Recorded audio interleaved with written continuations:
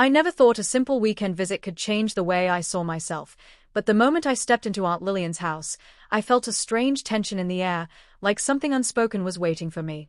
Her home was immaculate, each room glimmering under the soft light of antique lamps, the furniture arranged with a precision that made me feel oddly exposed, as though every step I took was being measured. I had always admired her for her elegance and composure, but today, there was a glint in her eyes, something mischievous yet commanding, that made me uneasy. "Ah, you're here," she said, her voice smooth as silk. "I have something special for you today." Special. That word alone sent a shiver down my spine.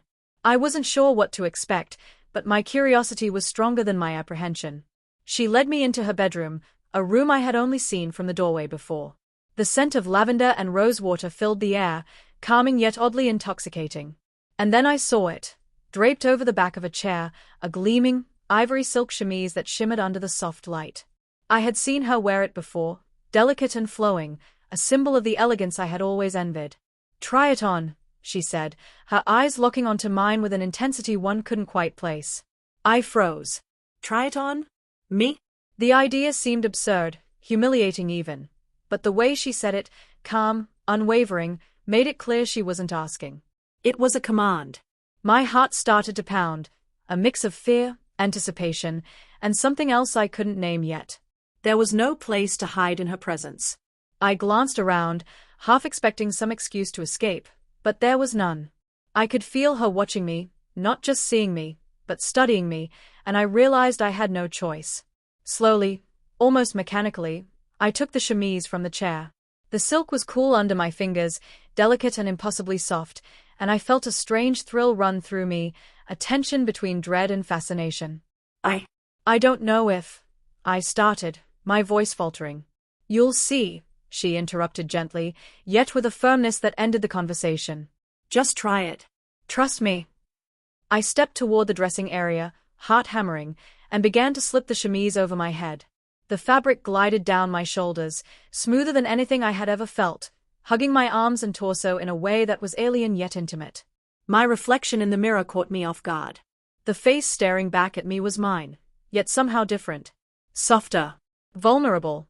And for the first time, I realized how much appearance could shape how I felt inside.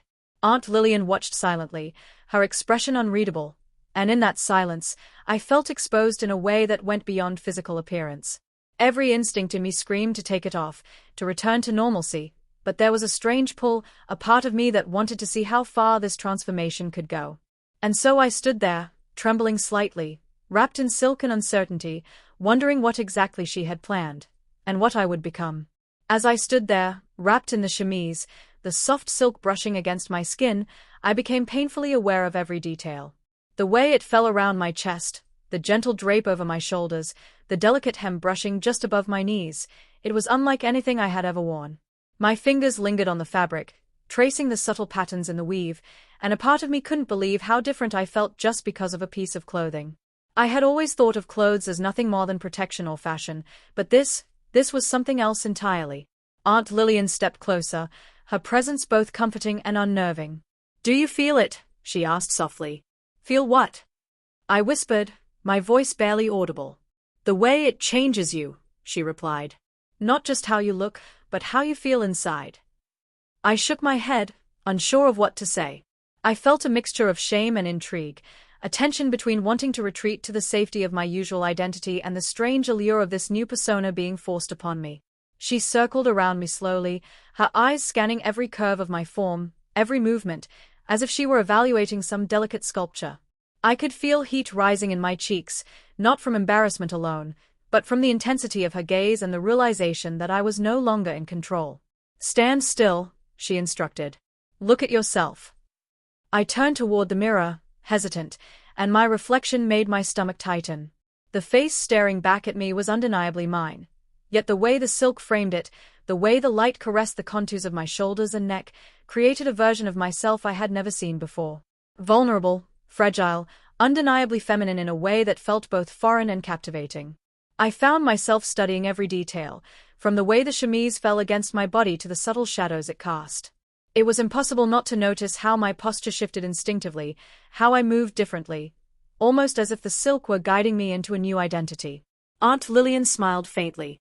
Beautiful, she said simply, and the word struck me like a jolt. Beautiful. I had never heard it applied to me in that way before, never from anyone with such certainty. Part of me wanted to laugh, to reject the idea entirely, but another part, a quieter, hesitant part, couldn't help but wonder if she was right. Could I really look beautiful? Could I really feel it? Now, she said, her voice lowering slightly, there's more to this than just putting on the chemise. I swallowed hard. I didn't know what she meant, and the uncertainty made my chest tighten. I had expected this to be a simple, if embarrassing, exercise, but her words hinted at something deeper, something that would challenge not just my appearance but my understanding of myself. She handed me a pair of delicate slippers, pink and satin, their soft sheen almost glowing in the warm lamplight. Wear these too, she instructed. Everything works together. The movement, the posture, the way you carry yourself. It's all part of the transformation. I hesitated, staring at them. My fingers brushed the slipper surface, and a strange shiver ran through me. Slippers. Silk. My reflection again. Each piece of clothing felt like a small step away from the person I thought I was, and yet, with every step, a subtle thrill began to seep in. I could feel my heartbeat quicken as I knelt to slide them on, the smooth material hugging my feet in a way that felt shockingly intimate, almost comforting. Aunt Lillian's eyes softened slightly. You're doing wonderfully. Just breathe and let it happen. You might be surprised by who you discover. Her words hung in the air, both a reassurance and a challenge. I wasn't sure if I was ready for the discovery she spoke of, yet some part of me, frightened, curious, unwilling to admit it, wanted to see what would come next. The room seemed to shrink around me, every detail heightened, every sound sharper, every shadow more pronounced. I could feel her presence like a gentle pressure, guiding, shaping, watching. And in that moment, I realized that the transformation wasn't just about clothes. It was about surrender, about letting someone else redefine the reflection you see and, maybe, letting yourself see something you never knew existed. Once the slippers were on, I could feel the subtle shift in how I moved. Every step felt lighter, somehow more deliberate. The silk and satin clung and flowed, guiding me in ways I had never noticed before. It was strange, like my body was learning new rules, unspoken rules that I hadn't agreed to but was beginning to follow instinctively. I glanced at Aunt Lillian, expecting a smirk or teasing remark, but she simply watched, almost reverently, as if she were witnessing a slow, unfolding miracle. Now, she said, voice soft but carrying a firmness that made my stomach tighten again, let's adjust your posture. Posture. I had never considered that something as small as the way I carried myself could change so much. She gestured for me to straighten, shoulders back, chin lifted slightly. At first, it felt unnatural, even awkward, but as I held the position, I noticed the silk sliding more smoothly across my shoulders, the hem of the chemise swaying in rhythm with the movement. There was an elegance in it that I had never possessed, a quiet grace that seemed to emerge not from me, but from the combination of silk, guidance, and the strange intimacy of the moment. You're doing beautifully, she said, almost in a whisper, and I felt a warmth rise in my chest, not pride exactly, but something tender and new. I wasn't used to praise like this, especially not in this context, and it unsettled me in ways I couldn't articulate. Then came the hardest part, facing my reflection fully. Aunt Lillian gestured toward the large mirror across the room. Look, she said simply. Really look. I stepped closer, feeling my heart hammering in my chest. The reflection was mine, yes, but it was also someone else. The chemise framed my shoulders and torso in soft folds, the silk catching the light and creating curves I hadn't realized I had. My hands, wrapped in the fabric, looked smaller, more delicate. My posture, guided by her instructions, gave an impression of confidence, poise, and a strange vulnerability all at once. I felt my breath catch. Who is that? I whispered, not to her, but to myself. That, she said, her voice calm but unwavering, is you, in a way you've never allowed yourself to be. And it's okay. Her words were unsettling and comforting at the same time. I didn't know if I wanted to accept them. Part of me was desperate to step back, to tear off the chemise and run, but another part, smaller, hesitant, curious, wanted to linger, to explore this version of myself she was unveiling. It was terrifying. It was exhilarating. And I realized that the tension in my chest wasn't just fear. It was anticipation, the kind that makes your skin prick with awareness, that tells you something irreversible is unfolding. She moved closer, adjusting the hem slightly, smoothing out a wrinkle in the silk. "Clothing is only the first step," she said gently. "It changes how the world sees you, yes, but more importantly, it changes how you see yourself. Do you feel it?" I swallowed hard, struggling to articulate a feeling I hadn't known existed. Yes, I felt it, the strange blend of vulnerability, elegance, and exposure. But there was also a spark, a flicker of fascination I couldn't ignore. I felt like I was standing on the edge of something, a precipice between the familiar and the unknown, and for the first time in a long time, I wanted to lean forward instead of stepping back. Aunt Lillian's eyes softened, and I could see something almost maternal there, a pride in my transformation. "Don't be afraid of what you discover," she said.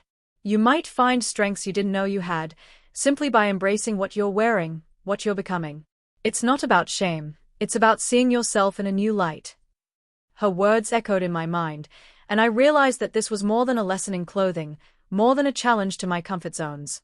It was a lesson in identity, in perception, in the strange, delicate balance between who I had always been and who I could be when I allowed myself to step outside the boundaries I had constructed. And as I stared at my reflection, I knew that I was no longer just wearing silk. I was stepping into a version of myself that I had never dared to acknowledge, and though the path ahead felt uncertain, I couldn't help but feel a small, fluttering excitement at the possibilities.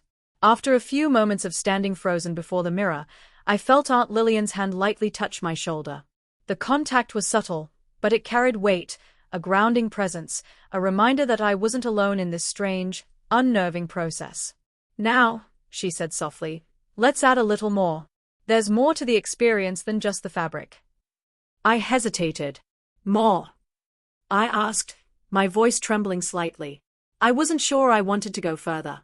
I was already standing in silk slippers, feeling more exposed than ever before. The thought of another step, of deepening this transformation, made my stomach twist. "Yes," she replied, calm but firm. "You can't truly see yourself unless you complete the whole picture. Posture, attire, movement, and your expression." Expression. That word made me pause. I had spent years hiding behind blank faces, neutral expressions, pretending I was comfortable when I wasn't. And now she was asking me to confront that, to let my face reflect the version of me that the silk was shaping. I felt a lump in my throat. "Look at me," she said, tilting her head slightly. "Relax your jaw. Lift your chin just a bit. Let your eyes soften. You don't have to smile, but let the reflection show curiosity, not fear." I tried. I mimicked her, slowly letting my features shift, softening the tension around my eyes and mouth. I caught my reflection again, and something inside me stirred. I didn't recognize myself at first, but there was a spark, a flicker of recognition, not of the boy I had always been, but of someone capable of holding space, of existing in this silk world without collapsing under the weight of embarrassment. "You see," she asked, her voice gentle, "you are more than just the clothing. This is about who you can be, not who you have been. Don't run from it." I nodded slowly, unsure if I fully understood her, but a part of me wanted to listen, wanted to follow. The silk seemed to guide me, like it was infused with some quiet magic, pushing me forward even as my own insecurities screamed to retreat. "Now move," she said, stepping back. "Walk to the other side of the room. Feel the silk on your body. Feel the slippers on your feet. Move as though this version of you belongs here." My legs felt strange, almost foreign, but I forced myself to take a step. Then another. The silk whispered against my skin, flowing with each movement. I realized my steps were lighter, more fluid, almost like a dance I had never learned but somehow remembered instinctively. I felt exposed, yes, but also alive in a way I hadn't felt in years. Aunt Lillian clapped her hands softly. "There it is. That's the transformation, not just outward, but inward. Do you feel it?" "Yes," I said, my voice small, yet certain in a way I hadn't expected. I think I do." Her smile widened just a fraction. "Good. That means you're beginning to understand. Change doesn't have to be frightening. It can be revealing. And sometimes, revealing is exactly what we need to grow." I paused mid-step, my eyes drawn to the mirror again. The reflection was undeniable now, someone unfamiliar yet intimately connected to me. There was a softness, a grace, a delicate strength that I hadn't realized existed within me. I felt raw, fragile, but also curious, almost hungry to see how far this could go. For the first time, I understood that transformation wasn't just about wearing silk. It was about surrendering control, letting go of rigid ideas about who I should be, and daring to explore the edges of my identity in ways I had never dared before. And even though a shiver of fear ran through me, a stronger pulse of exhilaration followed it, pushing me onward, urging me to embrace what lay ahead. Aunt Lillian stepped closer, her eyes locking onto mine. "Tomorrow," she said softly, almost like a secret, "we'll take it even further. But for now, just breathe. Feel the silk. Feel yourself." I nodded, my hands clutching the fabric unconsciously, feeling both vulnerable and empowered at once. The room seemed to shrink around me, every shadow deeper, every sound sharper, every detail more vivid. And in that quiet intensity, I realized I had crossed an invisible line. I wasn't just a visitor in Aunt Lillian's world anymore. I was part of it, and it was beginning to shape me in ways I hadn't imagined. The night passed slowly, though sleep came fitfully. I lay in the guest room, the silk chemise folded carefully on the chair as if it had a life of its own, and my mind replayed every moment in Aunt Lillian's bedroom. I couldn't stop thinking about how it had felt, the silk gliding over my skin, the way my posture shifted without conscious effort, the reflection that was both me and someone else. I felt a strange tug of longing, almost like I was missing a part of myself when I wasn't wearing it. Morning light filtered through the curtains, casting a warm glow across the room. I got up cautiously, feeling the empty weight of absence where the silk had been. I wondered what the day would bring, whether Aunt Lillian's instructions were over, or if she had more plans. My stomach twisted with a mixture of anticipation and dread. When I descended the stairs, she was waiting in the kitchen, her usual serene expression hiding that unmistakable glint of mischief. "Good morning," she said. "Did you sleep well?" "Yes," I muttered, still unsure of how to address the mix of excitement and anxiety knotting inside me. "Today," she said, pouring tea with careful precision, "we continue. You're ready for the next step." I froze mid-step. Another step? I had already felt transformed, exposed, vulnerable. And yet, something deep inside me bristled with curiosity. I nodded slowly, trying to steady my racing thoughts. She gestured for me to follow her back to the bedroom. My heart thudded against my ribs. Each step toward that room felt heavier, as if the air itself was charged with anticipation. When we entered, the silk chemise waited, draped perfectly across the chair like a quiet, gleaming promise. But there was something new, too, a delicate shawl of sheer fabric, almost weightless, folded neatly beside it. "This will help you understand elegance," she said, "not just in clothes, but in presence. It's about subtlety, about how the smallest touches change the whole effect." I picked up the shawl hesitantly. The fabric was impossibly fine, almost like a whisper. My fingers trembled as I draped it over my shoulders, the cool weight settling gently. I felt different. Lighter, somehow more aware of every movement. She circled me, adjusting the drape with a gentle touch, her hands brushing my shoulders. "Do you feel the difference?" "Yes," I admitted softly, unable to hide the shiver running through me. "It feels delicate." "Exactly," she said. "And that delicacy doesn't mean weakness. It means awareness. Every fold, every drape, every shimmer contributes to who you are now, who you're discovering." I looked into the mirror again. The reflection was almost unrecognizable. The silk chemise and sheer shawl transformed the lines of my body, the angles of my posture, the expression on my face. I saw grace, I saw vulnerability, I saw a version of myself that seemed more alive than I had ever felt. And yet, it frightened me. "I don't know if I can," I whispered, voice breaking. This is too much." She knelt slightly, bringing her eyes level with mine. "It's not too much. It's exactly enough." "You are not losing yourself, you are finding layers you never knew existed. The silk, the posture, the reflection, they are all mirrors for what's inside. And what's inside is brave, curious, and more capable than you think." Her words washed over me like a warm tide. Fear mingled with fascination, and for the first time, I felt a quiet acceptance. Maybe I didn't need to resist. Maybe I could explore this new self, not as a challenge, not as humiliation, but as discovery. I took a deep breath, letting the silk and sheer fabric settle around me. My fingers smoothed the folds, feeling the delicate texture, feeling my body move differently with each step. Every motion became intentional, every glance at the mirror a study in subtlety. I realized that transformation wasn't sudden. It was gradual, layered, unfolding with each careful adjustment, each breath, each small moment of vulnerability.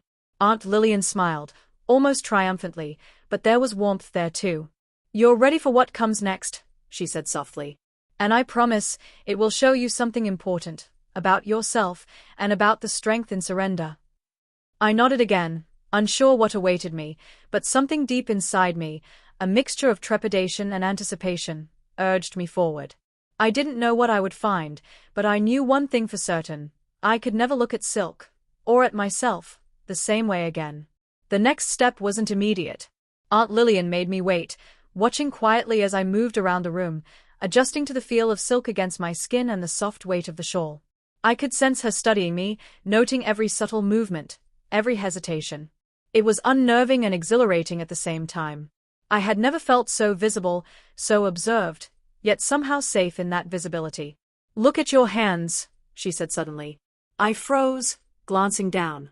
Not just at them, but how they move. Grace is in motion, not stillness. I extended my fingers tentatively, feeling the way the fabric flowed past them, brushing against my wrists. The effect was almost hypnotic. Every gesture seemed magnified, every small movement deliberate. I realized that the silk was not only shaping how I appeared, but how I acted, how I breathed, how I existed in the space around me. "Good," she whispered. "Now, try to move as if you're aware of every line, every fold, every reflection. Let it guide you, not control you." I took a hesitant step, then another, slowly walking across the room. The slippers whispered against the floor, soft and deliberate. The chemise and shawl followed my movements, shimmering, dancing almost, with a life of their own. I felt exposed, undeniably, but also, right. It was an unfamiliar sensation, a combination of fragility and confidence that I couldn't explain. Aunt Lillian's eyes sparkled. "You see? Elegance isn't about perfection. It's about awareness, presence. You are more than the sum of these fabrics, you are learning to inhabit yourself fully." I swallowed hard. Her words resonated, but they also unsettled me. I had never considered myself capable of inhabiting myself fully in this way. My reflection in the mirror showed someone fragile yet deliberate, cautious yet curious. I felt like I was seeing myself for the first time, not the boy I had always thought I was, but someone else, someone layered, complex, evolving. "You're ready for posture," she said, moving behind me. Her hands were gentle as she adjusted my shoulders, lifted my chin, guided my stance. The silk and shawl responded to her touch, draping perfectly as if molded for this moment. I felt a strange heat rise in my chest, not from embarrassment, but from the intensity of being shaped, guided, transformed. "Hold still," she murmured. "Breathe.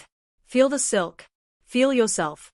Notice how every inch of you is changing without losing who you are.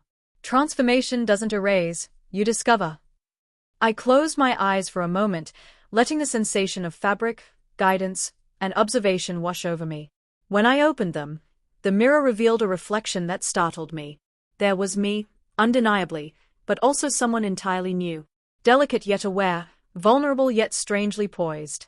I felt raw, yes, but also exhilarated, as if a door inside me had opened that I didn't even know existed. "Now," she said softly, almost hesitantly, "we add the final touch for today." My stomach tightened. I had already felt exposed, raw, vulnerable, and exhilarated all at once. Another step? I wasn't sure I could take it, and yet, the small spark of curiosity inside me urged me forward. I nodded slowly, bracing myself.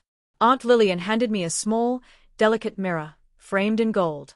"Use this one," she said, "to see yourself fully. Not just your reflection in the room, but your reflection of self. Look carefully, and without judgment." I took it in trembling hands, feeling the weight of its significance. Slowly, I lifted it to face myself. The reflection that stared back was dazzling and strange. My features softened, my posture elegant, the silk and shawl draped perfectly, every movement and line harmonized. I saw something in my eyes I hadn't seen before, curiosity, awareness, and a fragile strength. I couldn't speak. Words failed me, but tears pricked my eyes. I realized then that transformation wasn't about humiliation or control. It was about revelation, discovery, and courage. Every piece of silk, every careful instruction, every measured step had brought me closer to seeing who I truly was, and I felt simultaneously terrified and alive. Aunt Lillian smiled, quiet and tender. You did wonderfully today. Remember this feeling. The silk, the posture, the awareness, they are tools, mirrors, guides. And this is only the beginning of what you can discover. For the first time, I didn't want to run. I didn't want to hide. I wanted to linger, to explore, to see how far this transformation could go, and what it might teach me about myself. And as I gazed at my reflection, trembling yet awed, I realized that the silk had done more than clothe me. It had opened a door I never knew existed. The next morning, I woke with a strange anticipation, a fluttering mix of excitement and unease. Yesterday's session had left an imprint on me that I couldn't shake, the memory of silk against my skin, the careful guidance, the reflection in the mirrors. Even with the chemise folded neatly on the chair, I felt its absence like a quiet ache. I dressed in my normal clothes, but it felt hollow somehow, as though part of me had been left behind. Aunt Lillian noticed immediately. She didn't comment, only smiled faintly, that knowing, subtle smile that seemed to read every thought I had yet refused to admit. Today, she said, we don't need the chemise. You've already begun the transformation within. It's time to walk as the person you've discovered. I blinked. Walk as myself. The idea was both exhilarating and terrifying. Could I carry this awareness, this elegance, this vulnerability and poise, without the silk to guide me? Could I inhabit myself fully, knowing what I had felt and seen? She guided me through simple exercises, posture, movement, gestures. At first, I stumbled, unsure of the rhythm my body demanded. But gradually, I felt the muscle memory of yesterday, the awareness, the control, the confidence in every small motion, returning. I realized it wasn't the silk that had changed me, or the shawl, or even her presence. It was me. I had discovered it. I had allowed it to awaken. When I caught my reflection in the hallway mirror, I didn't see a stranger anymore. I saw myself, me, but fully present. Vulnerable, perhaps, yet unafraid. Delicate, yet capable. The silk and shawl had been guides, but the transformation had become internal. And in that moment, I understood what Aunt Lillian had meant all along. You see, she said, watching me with a quiet intensity, transformation isn't about the clothes you wear. It's about the self you're willing to explore, the awareness you're willing to embrace, the courage to accept who you are in every light and shadow. I nodded slowly. The lesson had been profound, though subtle, and I felt a wave of gratitude and relief. For the first time, I felt fully seen, by her, by myself, and by the reflection that had once startled me. By the afternoon, I walked through her home with a new awareness. Every movement, every posture, every glance carried with it the quiet grace I had practiced, and yet it felt natural now. The silk chemise and shawl were folded neatly, untouched, but I carried their lessons in my body, in my presence. It was no longer about imitation, it was about authenticity. Aunt Lillian observed silently, a faint smile tugging at her lips. You've done well, she said. And remember, this is not an end, but a beginning. Who you discovered in the silk is not someone separate from you. They are part of you. You can carry that awareness anywhere. I nodded, a lump forming in my throat. It was strange, this mixture of relief and pride, of vulnerability and confidence. I had been forced, in a sense, into something unfamiliar. But in that forced step, I had discovered freedom. The freedom to see myself, to inhabit myself fully, to embrace layers I had ignored or denied. She reached out and lightly touched my hand. Transformation isn't about shame, she said softly. It's about understanding, presence, and courage. You've learned all three. I looked into her eyes and realized something I hadn't before. This wasn't about control or punishment.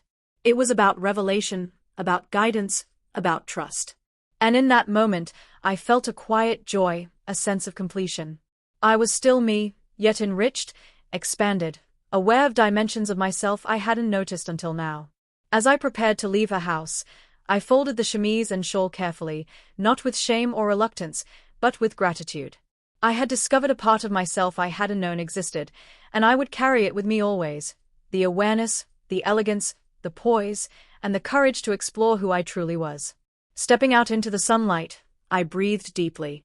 For the first time, I felt fully present, fully myself, and fully unafraid. And in that quiet strength, I knew that the lessons of silk and shame had given me something far more enduring than fabric. They had given me the courage to see myself as I truly was. The transformation was complete, not in clothing, but in spirit.